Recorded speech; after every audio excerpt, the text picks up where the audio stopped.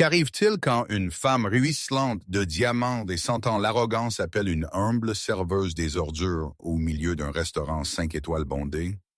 Elle est sur le point d'apprendre une leçon qu'elle n'oubliera jamais.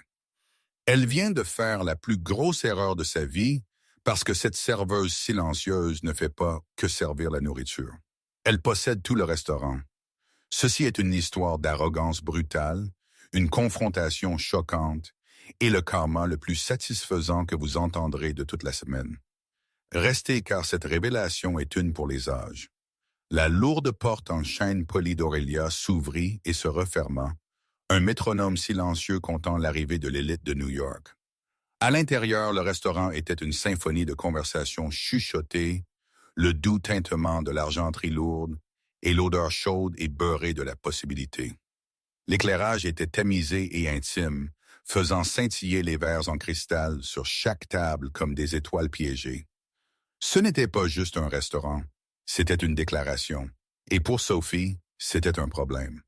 Sophie, dont le vrai nom était Chloe Bennett, ajusta le tablier en polyester rêche et mal ajusté sur son uniforme noir uni. Ses cheveux blonds miel, habituellement en un carré élégant et professionnel, étaient tirés en arrière en un chignon sévère, maintenus serrés par des épingles à cheveux de pharmacie. Elle ne portait pas de maquillage et ses mains, habituellement ornées d'une bague simple et élégante, étaient nues et légèrement gercées par la solution désinfectante agressive. Pendant les 3 dernières nuits, elle avait été invisible. Et c'était exactement le but. Chloe Bennett n'était pas une serveuse. Elle était la fondatrice, propriétaire et force motrice de tout le groupe Aurelia Hospitality. À 32 ans, elle avait bâti un empire de 12 restaurants à partir de zéro, commençant par un petit bistrot qu'elle avait ouvert avec ses économies d'université et un prêt terrifiant de grande taille. Aurelia était son vaisseau amiral, son chef-d'œuvre. Mais pendant 2 mois, les chiffres de cet emplacement, l'enfant prodige, avaient été faux. Les coûts alimentaires montaient en flèche, le roulement du personnel était choquant de haut, et les plaintes de réservation s'accumulaient. Son COO, Marcus Thorne, avait suggéré un audit d'entreprise. Chloe suggéra quelque chose de plus direct. Elle connaissait le sol du restaurant mieux que n'importe quel auditeur. Elle avait travaillé comme serveuse pendant 6 ans pour financer son rêve. Elle avait besoin de voir la pourriture par elle-même. Et tous les signes pointaient vers le directeur général, Micheline Harrison. Ce soir, elle était Sophie, la nouvelle stagiaire, et elle était déjà épuisée. Elle regarda un jeune commis de débarrassage nommé Liam Sprinter, pratiquement pour débarrasser une table, son visage perlé de sueur. C'était un travailleur acharné.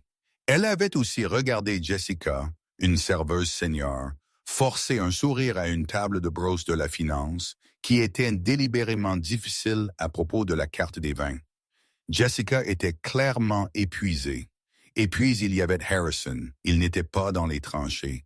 Il planait près de la station d'accueil, son costume parfaitement repassé, ses cheveux lissés en arrière. Il était l'image de l'hospitalité, mais il n'avait débarrassé aucune table ni apporté aucune assiette. Il était tout sourire pour les gros bonnets et toute critique vive pour le personnel dans le garde-manger, où il pensait que personne ne pouvait l'entendre. « Sophie, aboya-t-il, son sourire n'atteignant pas ses yeux. Table 4 a besoin d'eau. Ne restez pas là. Bougez. » « Oui, Monsieur Harrison, dit Chloe, sa voix délibérément douce. Elle attrapa une carafe d'eau, son esprit calculant déjà. Harrison n'était pas juste un mauvais gérant. C'était un tyran. Il créait une culture de la peur, pas une équipe. Et elle était sur le point de découvrir à quel point cette pourriture était profonde.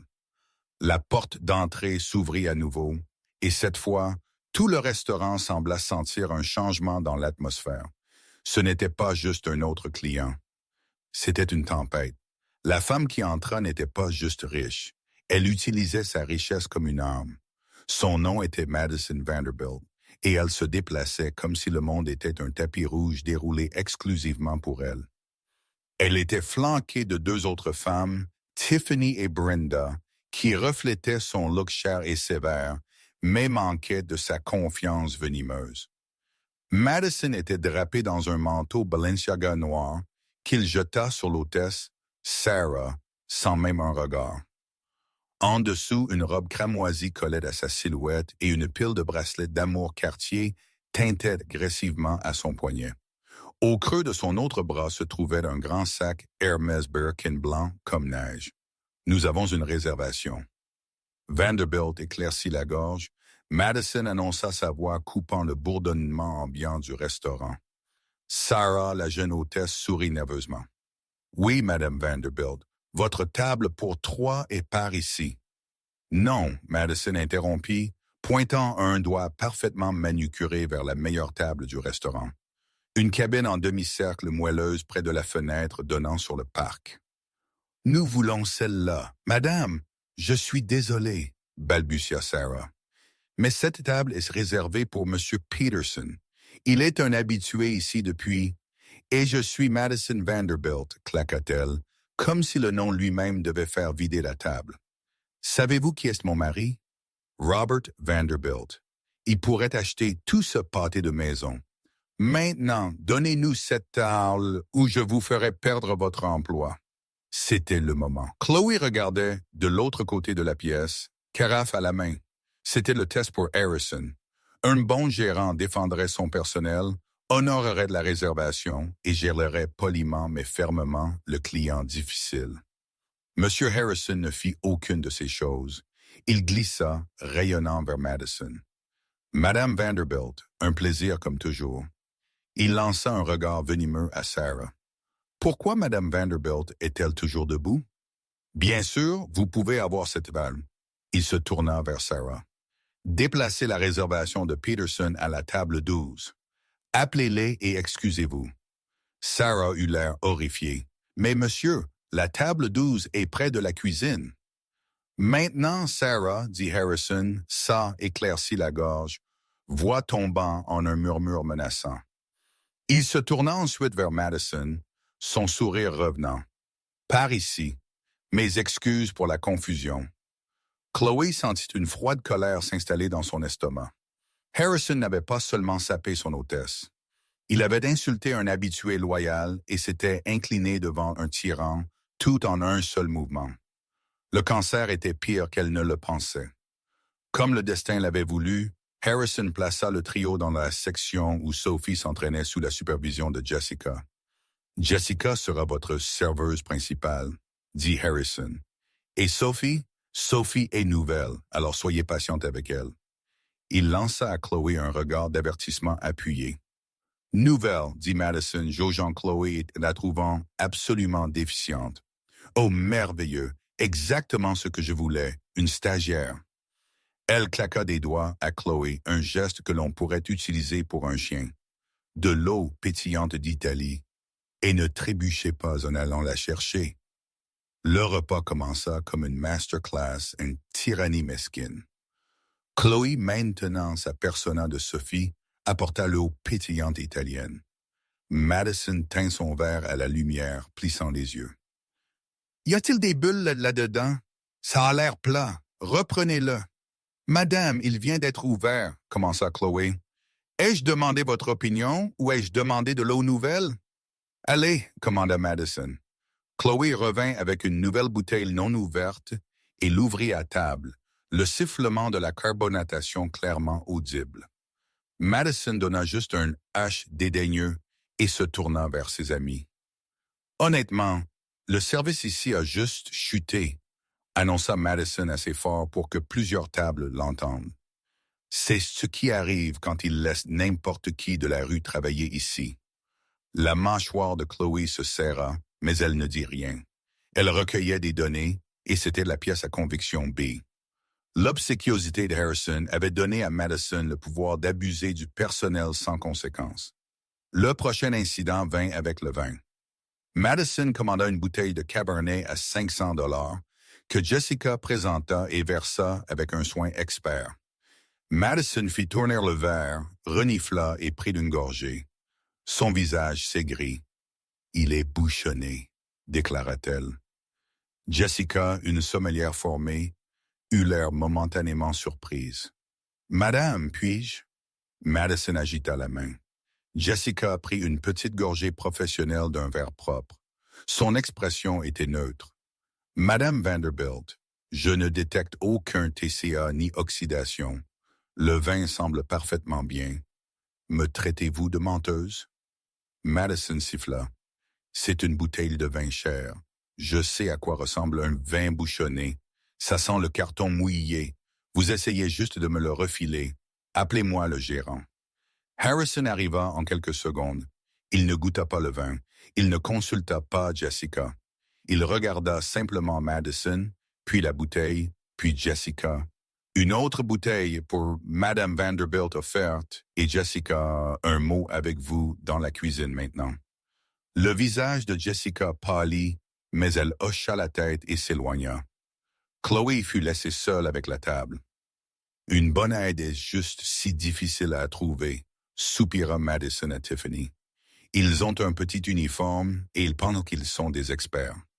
Soudain, Tiffany, qui gesticulait sauvagement en racontant une histoire, renversa son propre verre d'eau. L'eau éclaboussa la table et le genou de Brenda. Brenda cria.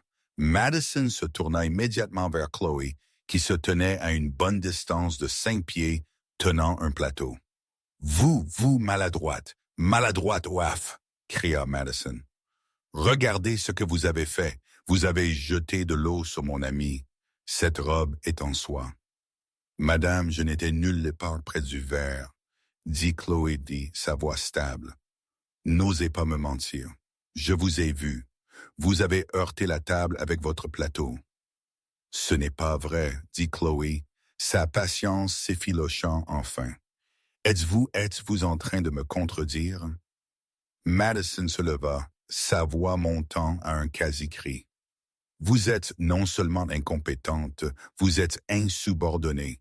Je veux que vous soyez virée. » Monsieur Harrison revint en courant, son visage maintenant un masque de pure panique. « Qu'est-il arrivé? Qu'est-il arrivé? » « Votre stagiaire, cracha Madison. C'est une menace. Elle a jeté de l'eau sur mon ami et maintenant elle le nie. » Harrison se tourna vers Chloé. « Sophie, qu'est-ce qui ne va pas avec vous? Excusez-vous auprès de Madame Vanderbilt immédiatement. »« Je ne m'excuserai pas pour quelque chose que je n'ai pas fait, Monsieur Harrison, » dit Chloé clairement. Son ami a renversé le verre. « Vous pouvez vérifier les caméras de sécurité. » La mention des caméras fit flasher les yeux de Madison. « Les caméras? Vous, petite fille arrogante, vous pensez pouvoir m'accuser? Moi et mes amis, vous êtes finis. Vous êtes tellement finis. » Tout le restaurant regardait maintenant. La symphonie discrète s'était arrêtée. Il n'y avait que le son de la voix de Madison Vanderbilt, aiguë et cruelle, éclaircie de la gorge. Monsieur Harrison transpirait. Il était pris entre un client dont il était terrifié et une employée qui se défendait de manière insondable. Il fit son choix. « Sophie, ça suffit, » siffla-t-il. « Allez à l'arrière. Juste allez. »« Non, » dit Chloé. « Je ne vais nulle part. Cette cliente abuse du personnel et vous la laissez faire. » C'était temps. La ligne avait été franchie. Pour Madison, il ne s'agissait plus de service. Il s'agissait de pouvoir. Elle regarda Chloé avec un mépris si pur qu'il en était presque impressionnant. Elle vit une pauvre fille sans nom, invisible, osant avoir une colonne vertébrale. Les plats principaux arrivèrent, portés par un commis de salle nerveux qui jeta pratiquement les assiettes sur la table et s'enfuit. Madison baissa les yeux sur son assiette de pétoncle de plongeur poêlé avec un rosado au safran. Elle la fixa pendant une longue seconde dramatique. Puis elle fit quelque chose que Chloé n'oublierait jamais. Madison, d'un mouvement rapide et délibéré, arracha un de ses longs cheveux blonds de son épaule et le drapa soigneusement sur les pétoncles. Elle laissa échapper un faux son théâtral. Un cheveu. Elle poussa l'assiette si fort qu'elle grinça sur la table, éclaboussant le ratatouille. C'est dégoûtant. J'essaye de prendre un repas civilisé et vous me servez de la saleté. Elle se leva, sa chaise claquant sur le sol. Elle pointa un doigt tremblant incrusté de diamants directement sur le visage de Chloé. « J'en ai marre de vous, » cria-t-elle. D'abord l'eau, puis la dispute, et maintenant ça. Vous êtes l'excuse la plus incompétente, la plus dégoûtante d'être humain que j'ai jamais rencontrée. Vous êtes des ordures. ORDURES. Des gens comme vous ne devraient même pas être autorisés à respirer le même air que moi. Vous êtes une serveuse pathétique de bas étage qui ne sera jamais rien de plus. Mon chauffeur a une meilleure vie que vous. Vous n'êtes rien. Le silence dans le restaurant était absolu. C'était si silencieux. Chloé pouvait entendre le faible tic-tic-tic du minuteur de la cuisine à 50 pieds de distance. Chaque dîner était figé. Chloé ne s'ila pas. Elle fixa juste Madison, son expression illisible. Elle avait vu le cheveu planté. Tout le monde à table l'avait vu, bien que Tiffany et Brenda regardaient leurs genoux, refusant d'être témoins. Chloé avait obtenu ce pourquoi elle était venue. Elle avait le cancer, le patient zéro et la maladie facilitatrice, tout en un seul paquet net et laid. « Madame, dit Chloé, sa voix dangereusement calme, je vous ai vu mettre ce cheveu dans votre assiette. » Le visage de Madison se tordit de rage. « Vous, Monsieur Harrison, venez ici. Je veux que cette chose soit arrêtée. Elle m'accuse de mentir. Je suis harcelé par votre personnel. » Monsieur Harrison courut, son visage de la couleur du lait gâté. Il n'était plus un gérant. C'était un homme acculé. Il voyait sa carrière, ses primes, sa capacité à amadouer les clients comme les Vanderbilt, tout s'évaporer à cause d'une stagiaire à son troisième quart. « Sophie, cria-t-il, sa voix se brisant, c'est la goutte d'eau. Vous accusez un client. Vous êtes viré. Sortez. Sortez de mon restaurant maintenant. » Madison afficha un sourire lent, cruel et triomphant. Elle croisa les bras. « C'est ça, viré. Retournez dans le cloaque d'où vous êtes sorti. » Chloé ne bougea pas. Elle regarda juste Harrison, la tête légèrement inclinée. « Viré, répéta-t-elle. Êtes-vous absolument certain de cela, Monsieur Harrison? » « Oui, je suis certain. » Il gonfla, essayant de retrouver son autorité. « Videz votre casier. Vous avez fini. Vous êtes en infraction. Si vous ne partez pas dans les 30 prochaines secondes, j'appellerai la police. »« S'il vous plaît, faites-le, » dit Chloé, sa voix changeant. La persona douce et soumise de Sophie disparut, arrachée comme un manteau. Sa posture se redressa. Sa voix chuta d'une octave, résonnant d'une autorité froide et claire qui stupéfia Harrison et le réduisit au silence. « Appelez-les Allen, » dit-elle. Les yeux de Harrison s'écarquillèrent. « Quoi? Comment m'avez-vous appelé? »« Je vous ai appelé Allen. Allen Harrison. Vous n'avez pas l'autorité de me virer, mais comme il se trouve, dit-elle, tirant son smartphone bon marché de la poche de son tablier, j'ai l'autorité de vous virer. » Madison laissa échapper un aboiement de rire. « Oh mon Dieu, est-ce une blague? Fait-elle une dépression? Regardez ça. L'aide à une fantaisie de pouvoir. » Chloé l'ignora complètement. Ses yeux étaient fixés sur Harrison. Elle tapota l'écran de son téléphone. « Vous êtes le GM ici depuis 8 mois, Hélène. Pendant ce temps, le roulement du personnel a atteint 40%. Nos coûts de nourriture et de boissons ont grimpé de 18%. Malgré aucun changement de fournisseur, et pourtant votre budget de compensation managériale, les repas gratuits que vous donnez aux invités spéciaux est triplé. » Harrison ne respirait plus. Il la regardait comme si elle était un fantôme. « Qui êtes-vous? Vous avez offert les 4 derniers dîners de Madame Vanderbilt ici? » Continua Chloé, sa voix résonnant dans la pièce silencieuse. Totalisant 4,350 d'entre eux. Vous l'avez enregistré sous Marketing VIP, une ligne budgétaire que je dois personnellement approuver. Et je n'ai pas vu un seul de ces rapports, Allen. Je me demande pourquoi. Ce n'est pas vrai. J'ai l'autorisation, balbutia Harrison.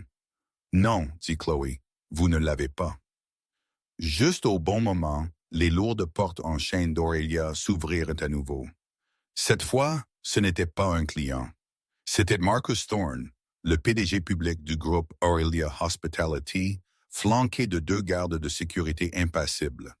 Il portait un costume Tom Ford impeccable, et son expression était foudroyante. Il scanna la pièce, vit le tableau et se dirigea directement vers la table. Le sang se vida du visage d'Harrison. Il connaissait Marcus Thorne. Marcus était l'homme qui signait ses chèques de paie. « Monsieur Thorne !» cria Harrison désespérément.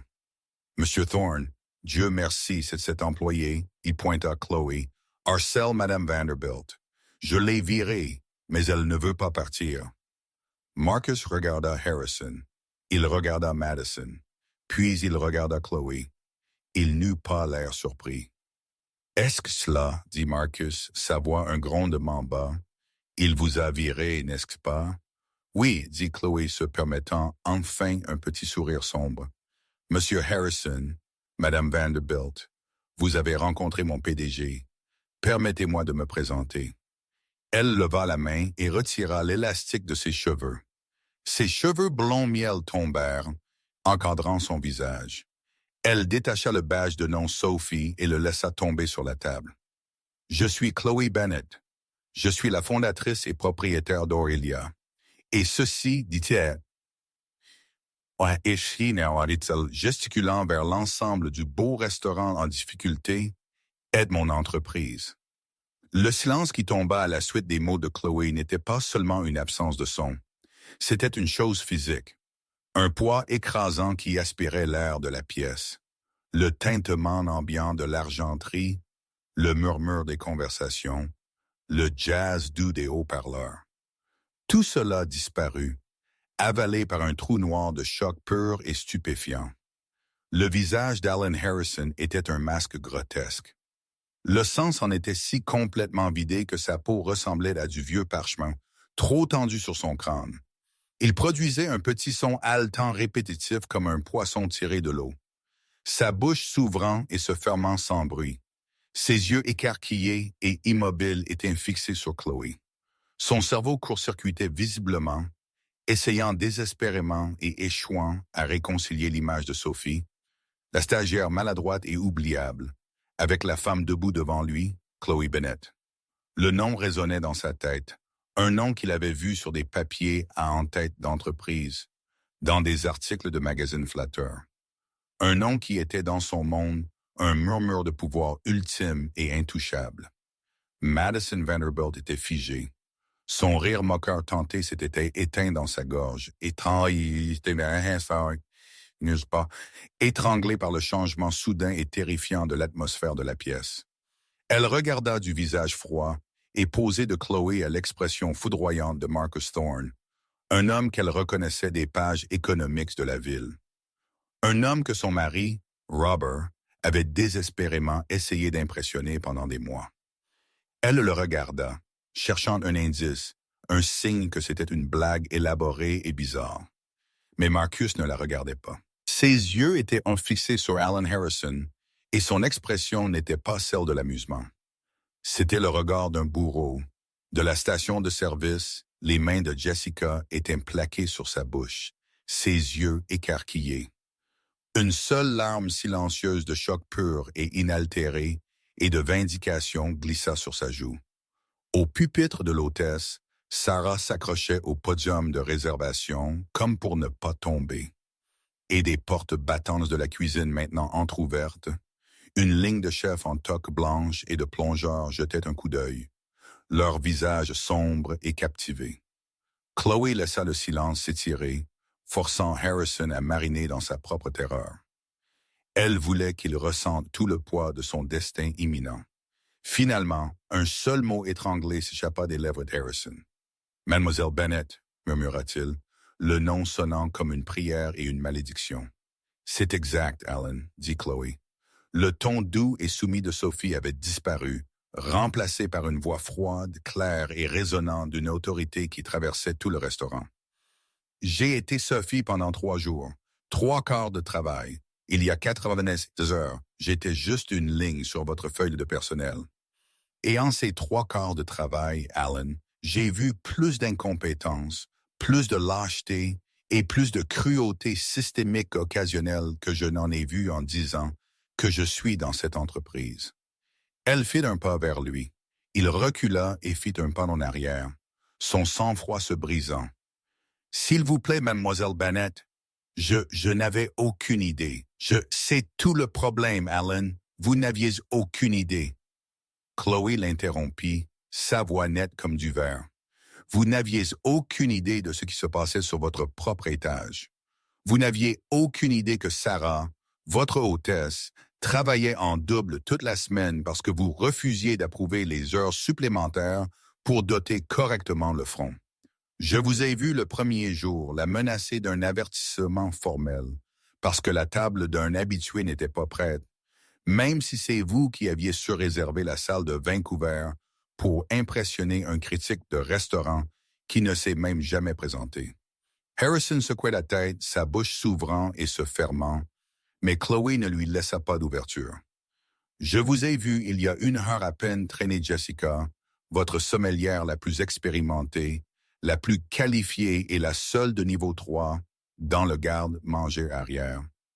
Je vous ai entendu, dit Chloé, sa voix baissant.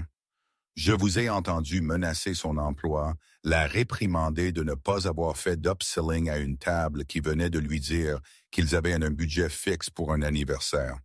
Vous qui, je parierais ma compagnie entière, ne pouvez pas faire la différence entre un Bordeaux de la rive gauche et une bouteille de Pinot Noir. Vous avez menacé son emploi. Non, je faisais juste, j'étais en train de motiver, plaida Harrison, sa voix un gémissement désespéré et brisé. J'essayais de maintenir les standards. Standards? Chloé laissa échapper un rire court et amer. Vos standards? Elle fit un geste vers la cuisine. Vos standards impliquent de dire à la cuisine de replaquer du pain de la veille pour le service de fin de soirée afin de réduire le gaspillage. Vos standards impliquent de forcer Liam, votre meilleur commis de débarrassage, à utiliser les toilettes du personnel pour polir l'argenterie parce que vous ne voulez pas payer pour une machine à polir appropriée, même si c'est une violation du Code de la santé. J'ai vu vos standards, Alan. Ils sont pathétiques. Elle fit d'un autre pas, et Harrison était maintenant adossé au pilier de service. Il était piégé. Et puis Chloé continua, sa voix devenant plus froide. Il y a ce soir, vous n'avez pas juste géré une cliente difficile. Vous avez encouragé un tyran. Vous n'avez pas protégé la marque. Vous avez humilié votre hôtesse qui tentait correctement et courageusement de suivre notre protocole. Vous avez jeté un habitué loyal, M. Peterson, qui dîne ici 2 fois par semaine depuis notre ouverture et est responsable de milliers de dollars de revenus, sous le bus pour une banquette d'angle. Vous avez publiquement et professionnellement castré votre meilleure serveuse qui avait raison à propos du vin. Tout ça pour vous incliner et vous prosterner devant une femme ici. Le regard de Chloé se posa sur Madison pendant une seconde dédaigneuse. Une femme dont la seule contribution à ce restaurant est son propre sentiment de droit. Et l'instant, la seconde même où votre propre petit arrangement pathétique et sycophante a été menacé, la seconde où ce tyran a exigé un sacrifice, vous n'avez pas hésité. Vous n'avez pas défendu votre personnel. Vous n'avez pas défendu la vérité. Vous avez essayé de me virer pour vous sauver. Non, mademoiselle Bennett, s'il vous plaît.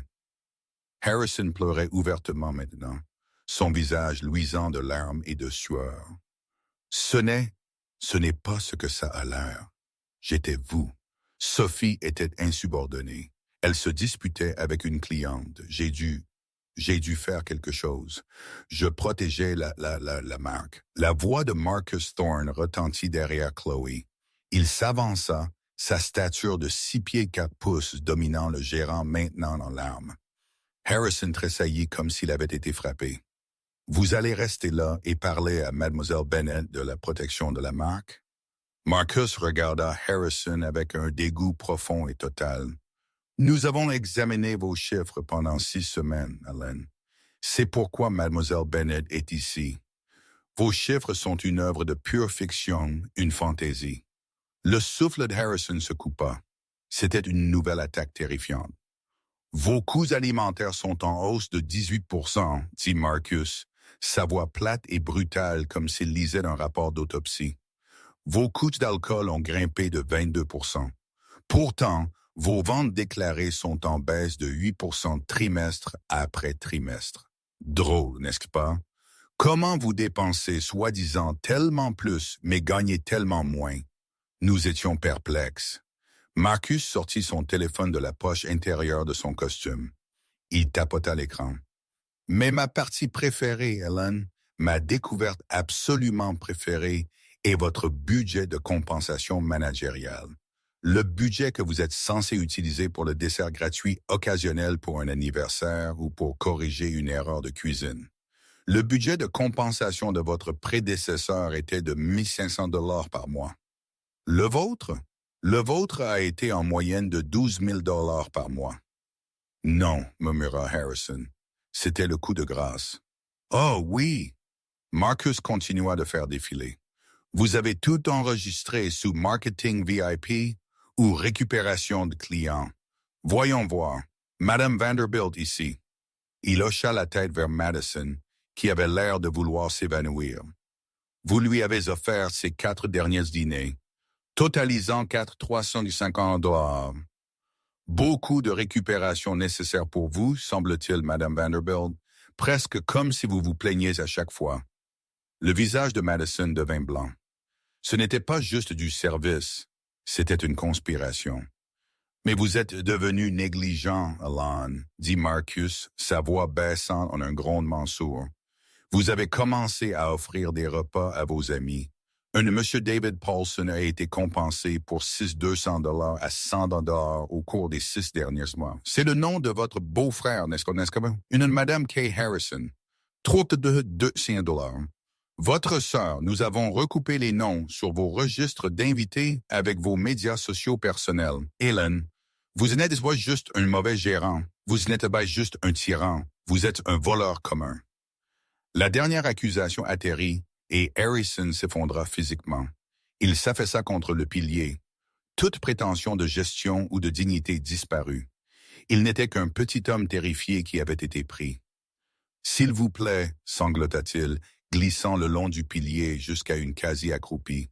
« S'il vous plaît, mademoiselle Bennett, monsieur Thorne, je peux rembourser. Je travaillerai gratuitement. J'ai fait une erreur. C'était la pression. Ce travail, c'est tellement de pression. S'il vous plaît, j'ai une famille. J'ai une hypothèque. Ne faites pas ça. » Chloé le regarda, son visage un masque de pierre. Elle n'avait plus aucune sympathie.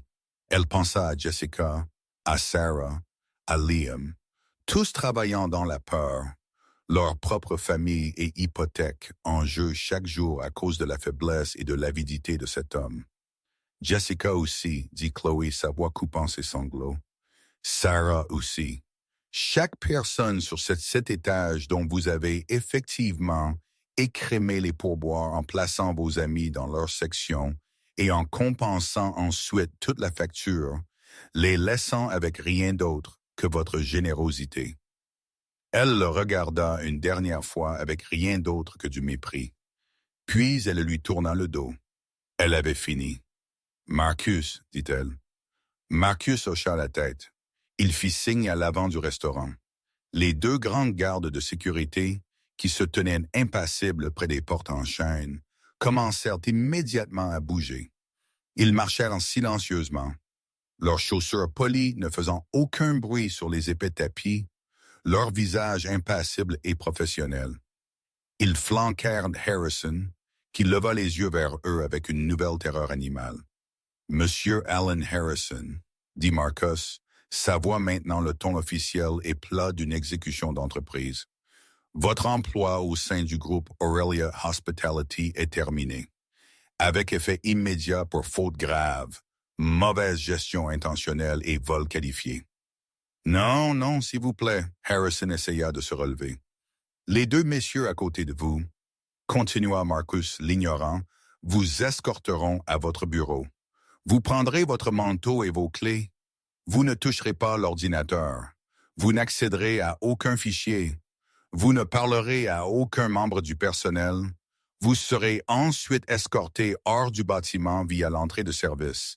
S'il vous plaît, mademoiselle Bennett. Chloé, une chance de plus. Je ferai n'importe quoi. S'il vous plaît, Harrison supplia, s'adressant au dos de Chloé.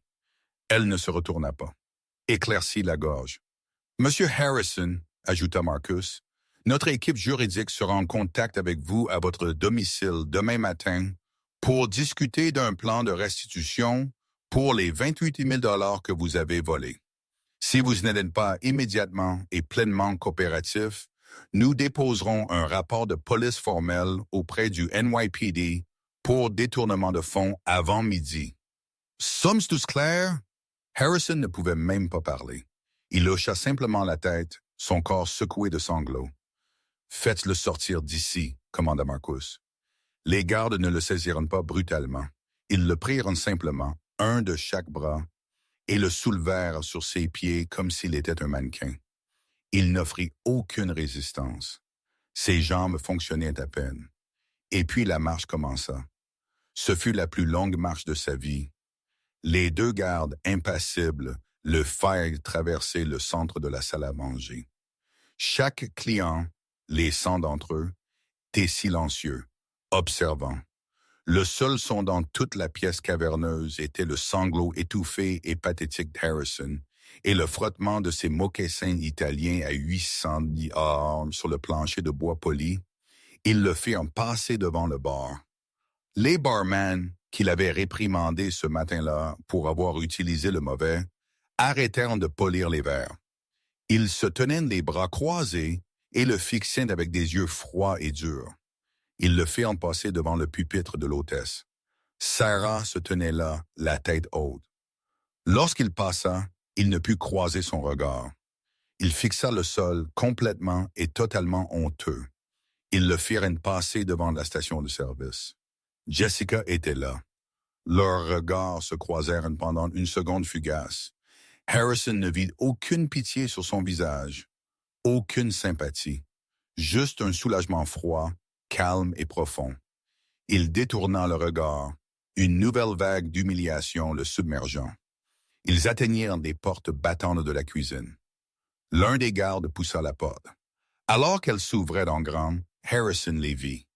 Toute la ligne de cuisine, les cuisinières de ligne, les cuisinières de préparation, les sous-chefs, le chef pâtissier, même les plongeurs. Ils étaient tous là, debout et en une ligne accusatrice silencieuse, leurs vestes blanches brillantes sous les lumières fluorescentes dures, leurs bras croisés. Une haie de ses victimes, toutes le regardant être traînées loin en disgrâce. Il fut traversé la cuisine, passant les odeurs de safran et de steak poêlé, et vers la porte de service de l'arrière-cour dont il s'était si souvent plaint. La porte de la cuisine se referma et il était parti. Un long et lourd battement de silence remplit la salle à manger. La tension, qui avait été étirée à son paroxysme, se brisa. La menace immédiate était partie. Chloé Bennett prit une seule inspiration profonde. Elle ferma les yeux un instant, se réinitialisant. Quand elle les ouvrit, la froide fureur avait disparu, remplacée par une résolution calme et concentrée. La phase 1 était terminée. Maintenant, tout ce qui restait était la maladie originale. Comme tiré par un seul fil, chaque œil du restaurant, les clients, le personnel, Marcus et Chloé, pivota comme un seul. Ils se posèrent tous sur la dernière partie restante du problème. Madison Vanderbilt. Le silence qui tomba sur Aurelia n'était pas seulement une absence de son, c'était un poids physique, un vide écrasant et absolu éclaircit la gorge. Chaque tintement d'argenterie, chaque conversation chuchotée, chaque note de la musique jazz subtile avait été étouffée comme par une main massive. Dans ce nouveau silence terrible, le seul son était le faible et désespéré halètement d'Alan Harrison, qui fixait Chloé comme si elle venait de retirer un masque en caoutchouc pour révéler un visage extraterrestre. La mâchoire de Madison Vanderbilt, qui avait été figée dans un sourire triomphant, S'était ouverte. Ses lèvres pleines parfaitement maquillées étaient entr'ouvertes en un haut silencieux et peu attrayant d'incrédulité. Ses amies Tiffany et Brenda étaient figées, leur verre de vin à mi-chemin de leur bouche, leurs yeux écarquillés et clignant nerveusement entre Chloé, le Marcus Thorne à l'air furieux, et l'Alan Harrison complètement brisé. L'esprit de Madison était un fouillis frénétique, une collision à grande vitesse de pensée. Bennett, Chloé Bennett, le nom était familier. Celui des magazines, des listes des trained undertrained, la prodige de la restauration. Non, ça ne pouvait pas être. Cette Chloé Bennett était polie, parfaite, une créature de salle de conseil et de gala. Cette chose devant elle était une serveuse. Cheveux tirés en arrière, pas de maquillage, chaussures bon marché. Et pourtant, il y avait Marcus Thorne, le visage public de la compagnie, l'homme que son mari, Robert, essayait d'obtenir une rencontre en tête-à-tête avec depuis des mois, et il se tenait là différemment, attendant. C'était tout un tour, un montage.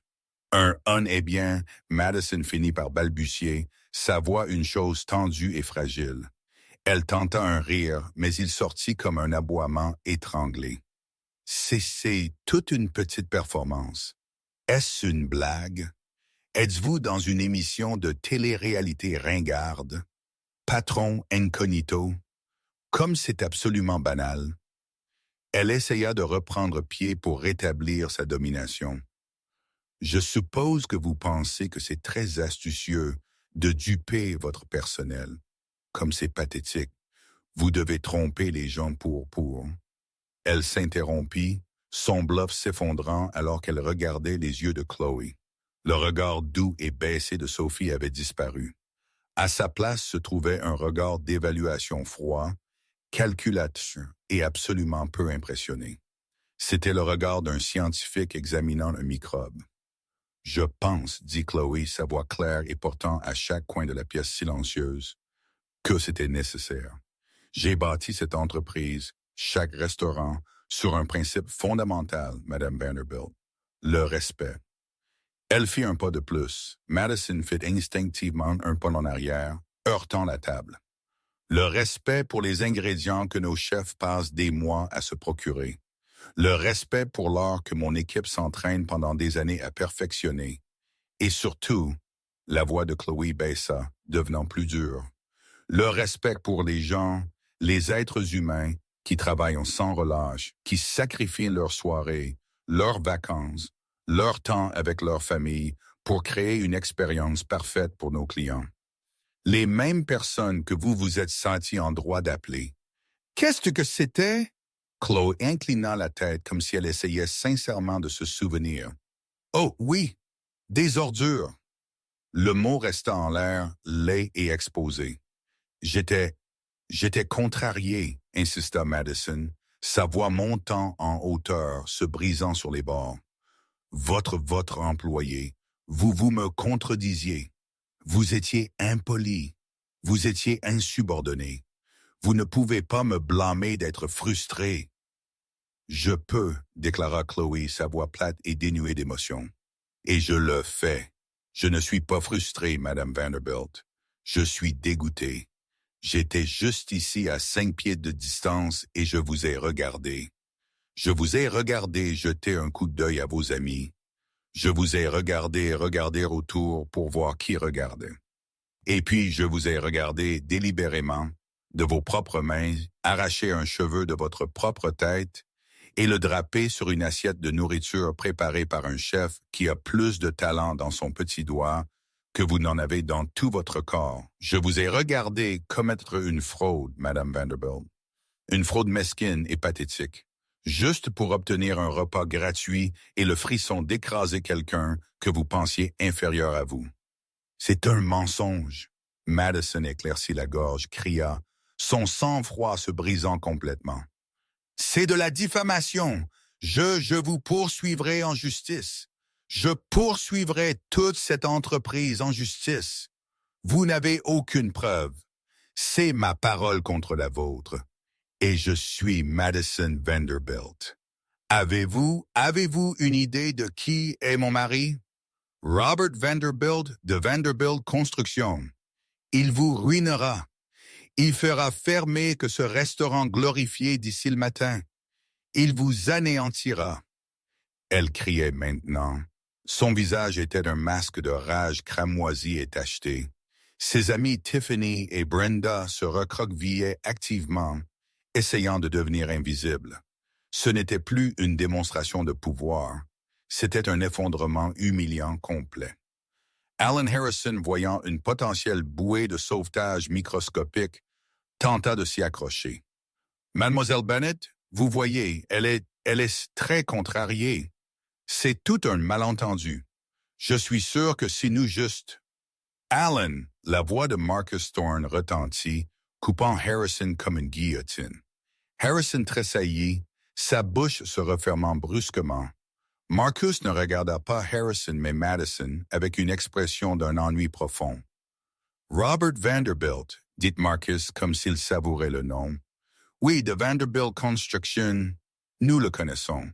C'est lui qui envoie du champagne à mon bureau chaque semaine depuis 2 mois pour essayer d'obtenir un rendez-vous, n'est-ce pas? » Le sang se vida du visage de Madison si vite que c'était comme si une prise avait été retirée. La rage cramoisie fut remplacée par une pâleur maladive. Marcus continua, sa voix désinvolte, comme s'il discutait de la météo. « Il fait une offre pour notre nouveau projet d'hôtel à Miami, n'est-ce pas? Le contrat de 9 chiffres pour le développement de South Beach.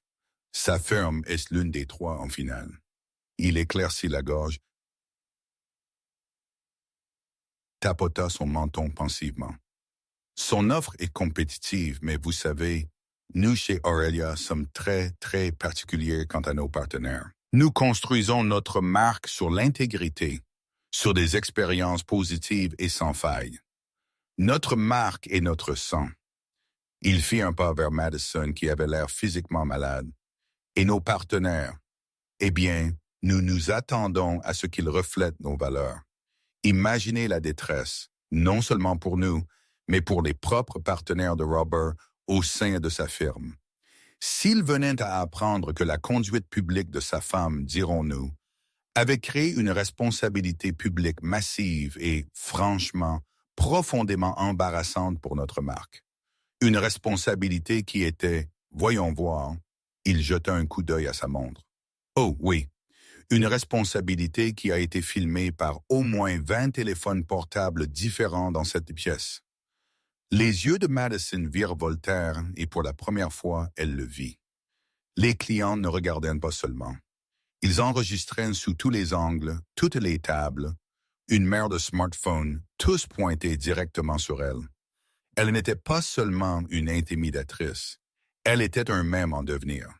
Les images d'elle criant « Je suis Madison Vanderbilt » seraient partout sur Internet d'ici le dessert. « J'imagine, dit Marcus, sa voix baissant en un murmure confidentiel, que le conseil d'administration de Vanderbilt Construction aurait des questions pour Robert sur la raison pour laquelle sa vie personnelle a juste mis en péril le plus gros contrat de leur décennie. C'est regrettable. Vraiment. » Madison hyperventilait. Elle tremblait, ses bracelets quartiers cliquetant comme un avertissement. Ceci était une catastrophe. Ce n'était pas un repas gratuit.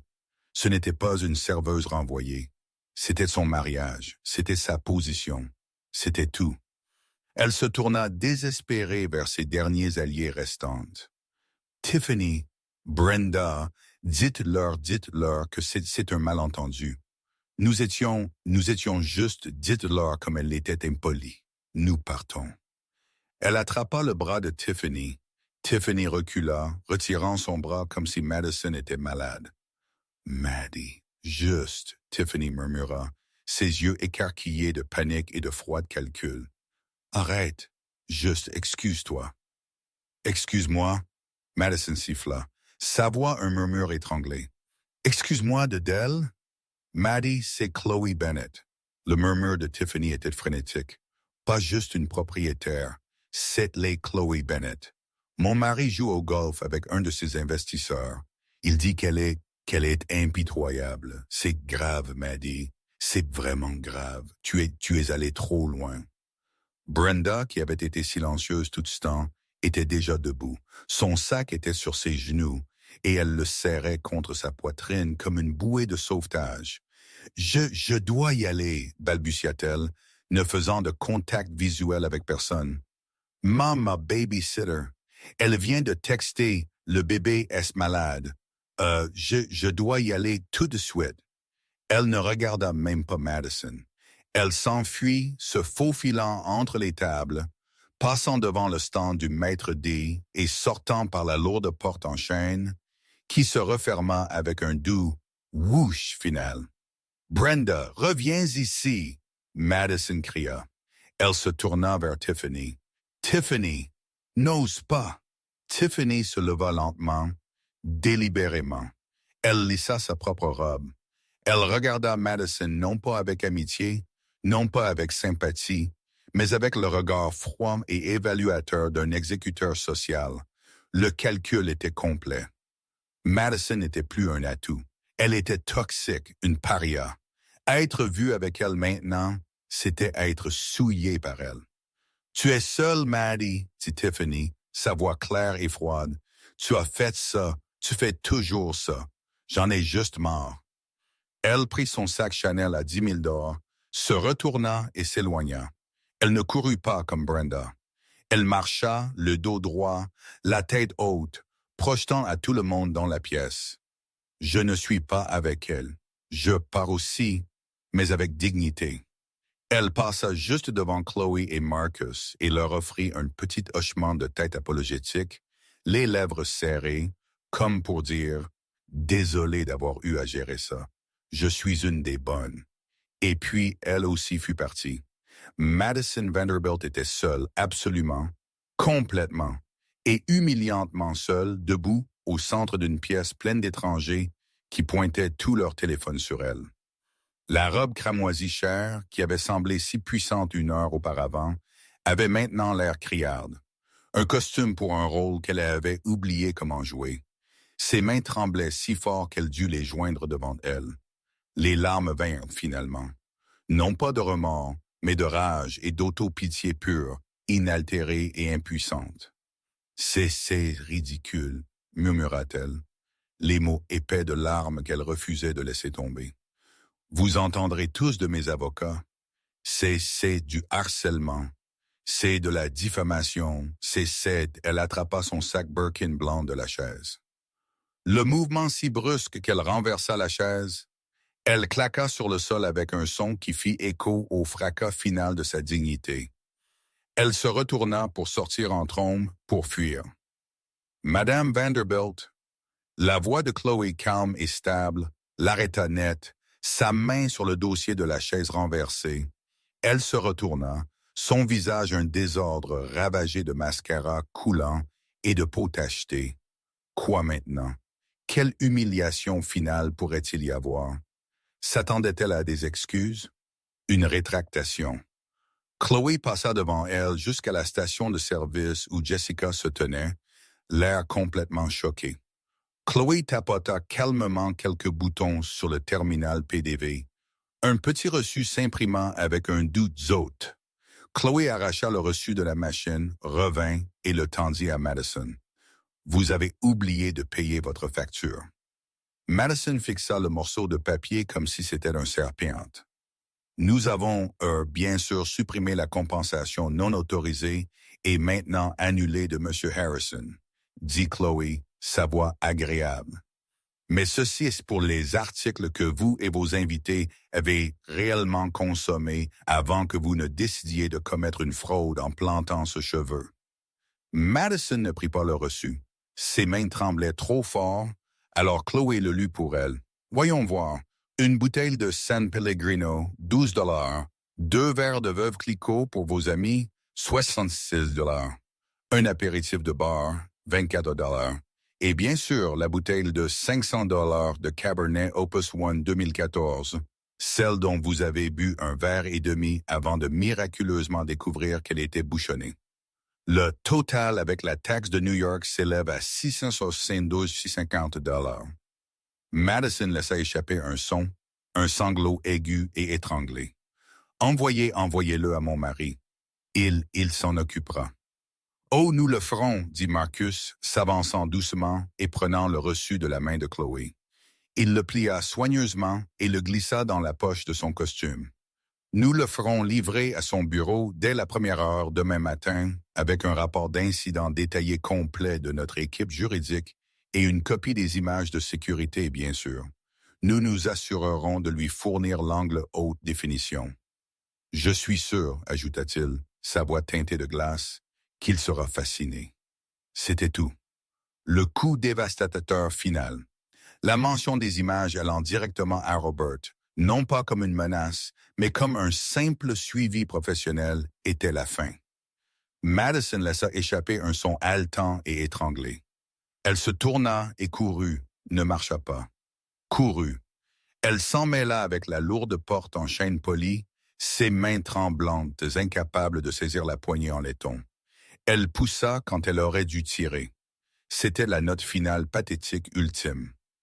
Liam, le jeune commis de débarrassage que Chloé avait remarqué plus tôt, s'avança de son poste avec un visage d'une parfaite neutralité professionnelle, ce qui était à sa manière la plus profonde des insultes.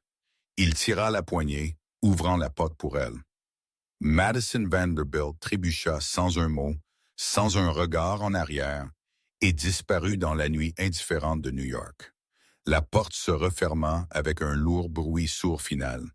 Pendant 10 secondes entières, le restaurant resta immobile. Le spectacle était terminé. Les clients baissèrent lentement, un par un, leur téléphone. Le silence s'étira, maintenant gênant. Chloé laissa échapper une longue et lente respiration qu'elle sentait avoir retenue pendant 3 jours. Elle se tourna non pas vers la foule béante, mais vers son personnel. Elle passa devant le pupitre de l'hôtesse et posa une main sur l'épaule de Sarah. La jeune femme tremblait. « Ça va, Sarah? » demanda Chloé, sa voix douce. Sarah hocha la tête, les larmes montant dans ses yeux. « Merci, murmura-t-elle. Il renifle, il était horrible tous les jours. »« Il est parti, » dit simplement Chloé. Elle continua, marchant directement vers la station de service où Jessica se tenait, figée sur place. Ses mains serrées si fort que ses phalanges étaient blanches. Elle avait l'air quelque part entre l'euphorie et la terreur pure. « Jessica, » dit Chloé. « Mademoiselle Bennet, Jessica balbutia. « Jessica, » dit Chloé à nouveau, un petit sourire sincère effleurant ses lèvres pour la première fois. « Je vous ai regardé ce soir. Je vous ai regardé gérer les plaintes ridicules de la table 9 à propos de l'accord Metvin. Je vous ai regardé désamorcer avec expertise ces bros de la finance à la table 2 qui essayaient de vous faire boire avec eux. Et je vous ai regardé tenir bon professionnellement et correctement à propos de ce cabernet. Même quand vous saviez que cela vous coûterait, même quand cette femme vous traitait de menteuse. « Je faisais juste mon travail, mademoiselle Bennet, » murmura Jessica. « Vous faisiez son travail, » dit Chloé, désignant le bureau arrière où Harrison avait été emmené. « Vous faites son travail depuis des mois, n'est-ce pas?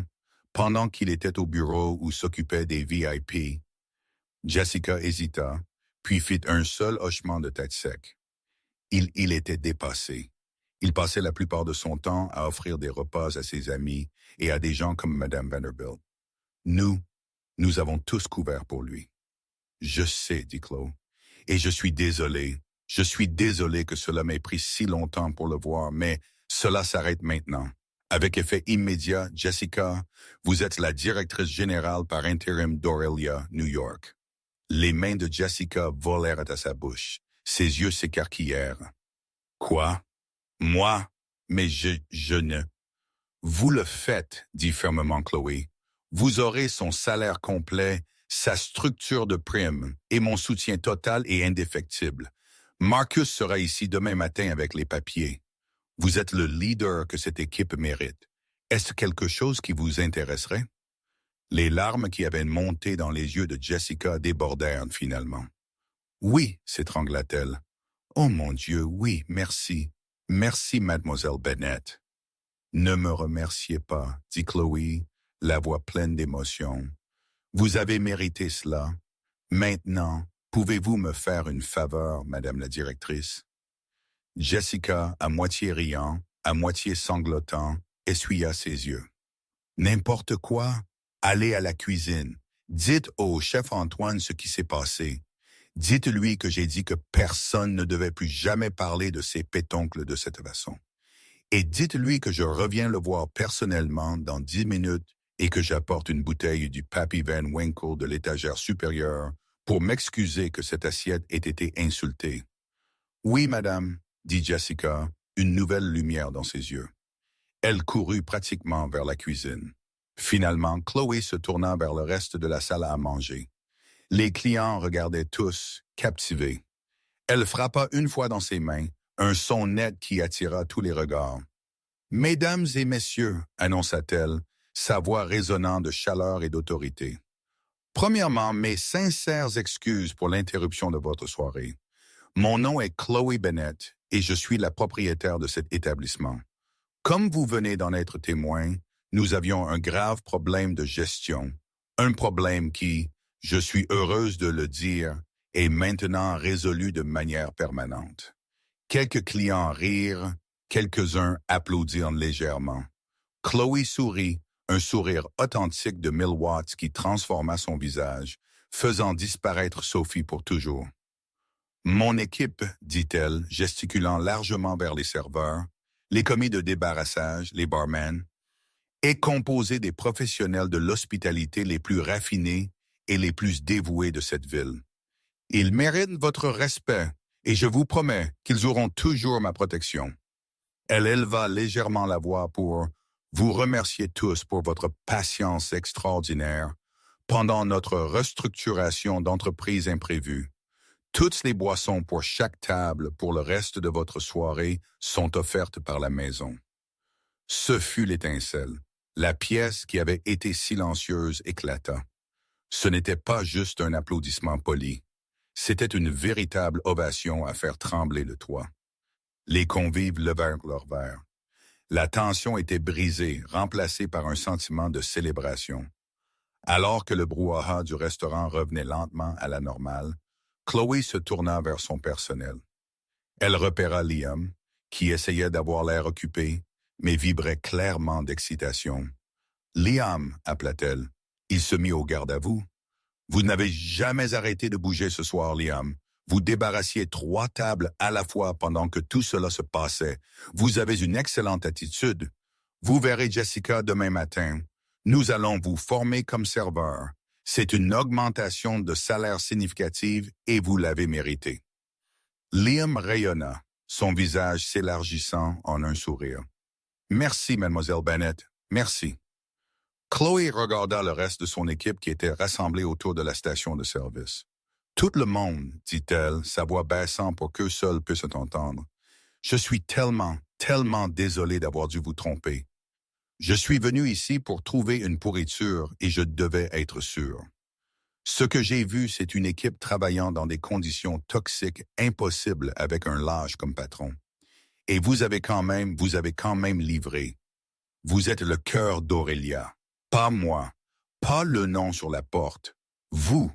Le problème est parti. » Elle leva la main et détacha finalement, et de manière décisive, le badge de nom Sophie de son tablier et le glissa dans sa poche.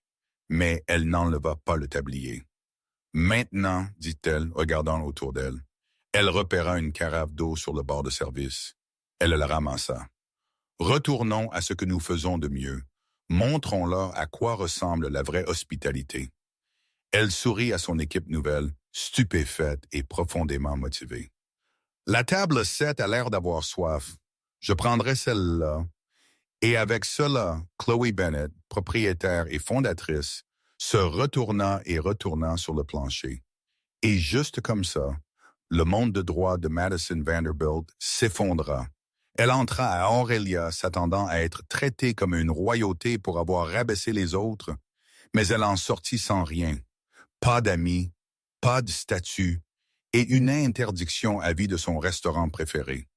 Cette histoire est un puissant rappel que la richesse n'est pas égale à la classe. Et le vrai pouvoir réside dans la façon dont vous traitez les gens, surtout ceux que vous pensez être inférieurs à vous. Chloe Bennett a bâti son empire sur le respect, et elle n'allait laisser personne, aussi riche soit-il, le détruire. Éclairci la gorge. Qu'avez-vous pensé de l'échec ultime de M. Harrison? Qu'auriez-vous dit à Madison à ce moment-là? Faites-moi part de vos réflexions dans les commentaires ci-dessous. Et si vous aimez les histoires de karma satisfaisant et de justice, assurez-vous de cliquer sur le bouton j'aime, partagez cette vidéo avec quelqu'un qui a besoin de l'entendre et abonnez-vous pour plus de drames de la vie réelle chaque